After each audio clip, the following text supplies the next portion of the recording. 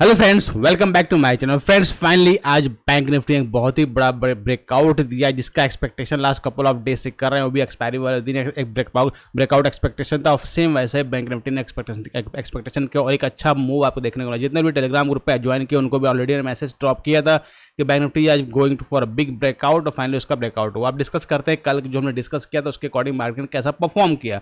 अगर आपको ध्यान होगा कल हमने क्या डिस्कस किया था कि मार्केट आज ट्रेडिंग इन द नियर, जो मार्केट ट्रेड कर रहा है कंटिन्यूस अभी एक रेंज में ट्रेड कर रहा था। क्लियर।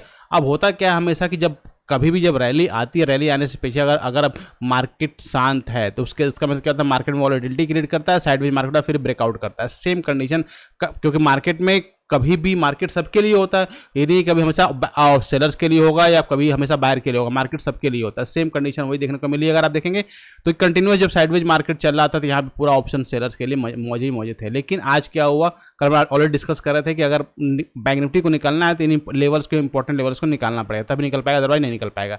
अब शुरू के 15 मिनट्स इंटेंसिटी अगर आप देखेंगे, यहाँ पे इंटेंसिटी आपको समझ में आ पाएगी। शुरू के 15 मिनट्स में अगर आप देखेंगे बहुत ही स्ट्रॉन्ग कैंडल आपको देखने को मिली, और भी सभी जो लेवल्स थे लेवल को ब्रीच करते हुए। अब इंपॉर्टेंट क्या होता है कि इसकी जो इस कैंडल की इंटेंसिटी, इसको अगर वॉच आउट करेंगे तो काफी स्ट्रॉन्ग इंटेंसिटी, और इसका यहाँ से मार्केट आपका आराम से यहाँ तक है। और इसके बाद जो ये वाली कैंडल बनी थी, ये बहुत ही शानदार कैंडल बनी थी, और इसमें जो प्राइस का जो स्पाइक्स आया ऑप्शंस में, जो प्रीमियम में स्पाइक आया, बहुत शानदार स्पाइक्स आए। उसके बाद ये बहुत ही स्लो वाली स्टडी किया है, इसमें प्रीमियम आपके मूव नहीं किए, लेकिन यहाँ पे बहुत ही जबरदस्त मूवमेंट देखने को मिली, और बहुत सारे लोगों को इसमें ही पैसा ज़्यादा बना, क्योंकि इतना अच्छा खासा प्रीमियम यहाँ पे जंप किया था कि अगर आप देखेंगे तो जो प्रीमियम आपका 100 रुपीज़ का था, वो प्रीमियम सीधे आपका 300 रुपीज़ तक पहुँच गया था। इतना शार्प स्पाइक इसमें आपको देखने को मिला था। क्लियर। एज ऑप्शन बायर आपको ऐसे ही मोमेंटम कुछ चाहिए होता है कि जब इस तरह के यहाँ पे आराम से आपको मोमेंटम देखने को मिल जाए। अगर किसी को यहाँ पे ट्रेड नहीं मिला हो तो उसको यहाँ पे भी बहुत अच्छा सा ट्रेड मिला होगा, ये अच्छा सा प्रॉफिट आपको देखने को मिला होगा। तो let me the comment section कितने लोगों ने प्रॉफिट अच्छा बनाया ना। अब बात करते हैं कल के लिए। देखिए कल से इंपॉर्टेंट है, आज रात को फेड की मीटिंग है, उसमें जो एक्सपेक्टेशन की जा रही है कि यहाँ पे फेड जो है रेट कट कर सकता है। अब उस रेट कट पे जो है यूएस मार्केट कैसा रिस्पॉन्स करता है उसके ऊपर बहुत ज़्यादा डिपेंड करता है कि मार्केट हमारा कल कैसे ओपन होता है। अगर जैसा मार्केट एक्सपेक्ट कर रहा हो वैसे उसके अकॉर्डिंग रेट कट आया तो फिर तो मार्केट में जो फर्दर जो आपको और प्रॉब्लम और जो भी पावरफुल जो आपको बुलिशनेस और देखने को मिलेगी, अदरवाइज मार्केट में साफ प्रॉफिट बुकिंग भी देखने को मिल सकती है। अब करना क्या, आपको ध्यान रखिए।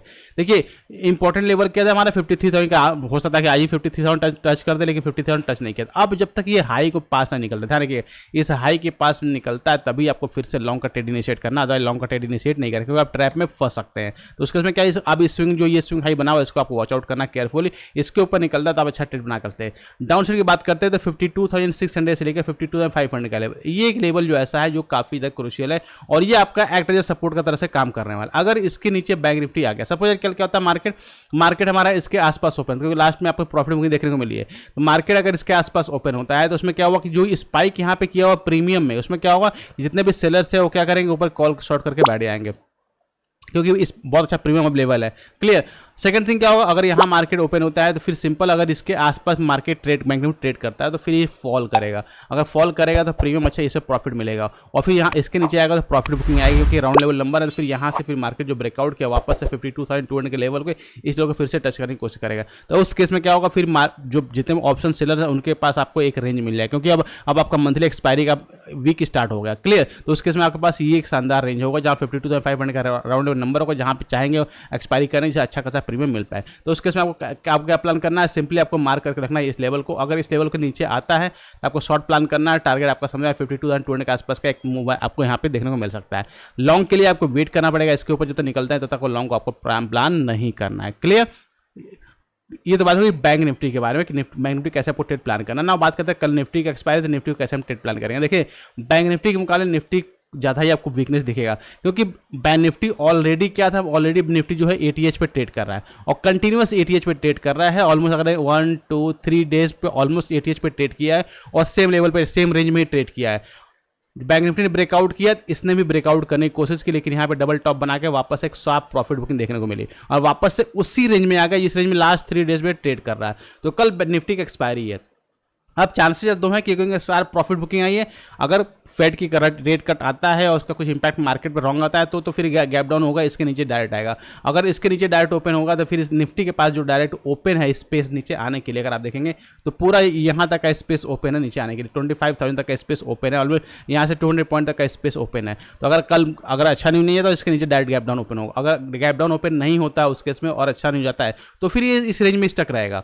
क्लियर, क्योंकि इस रेंज में स्टक रहेगा और ऑलरेडी स्टक है ये बहुत दिनों से, इसी रेंज में स्टक रहेगा और फिर ऑप्शन जो सेलर्स है उसका प्रीमियम का मजा लेने वाले हैं। लेकिन अगर आप जानेंगे ये आपका मार्केट फॉल किया और अगर आप देखेंगे एक तरह का फ्लैग मतलब आप अपोजिट प्रो फ्लैग टाइप का पैटर्न यहाँ पे विजिबल होगा, तो ऑप्शन सेलर्स जितने भी हैं, ऑप्शन बायर जितने भी हैं, उनको पुट के लिए अच्छी अपॉर्चुनिटी मिलेगी। जैसे ही नीचे निकलता है तो एक अच्छा स्पाइक देखने को मिलेगा, तो आपको 50 से 100 पॉइंट तक का मूव आपको निफ्टी में देखने को मिल सकता है। तो आपको इसको लेवल को मार्क करके रखना है कि कब इस लेवल को ब्रेकडाउन करता है।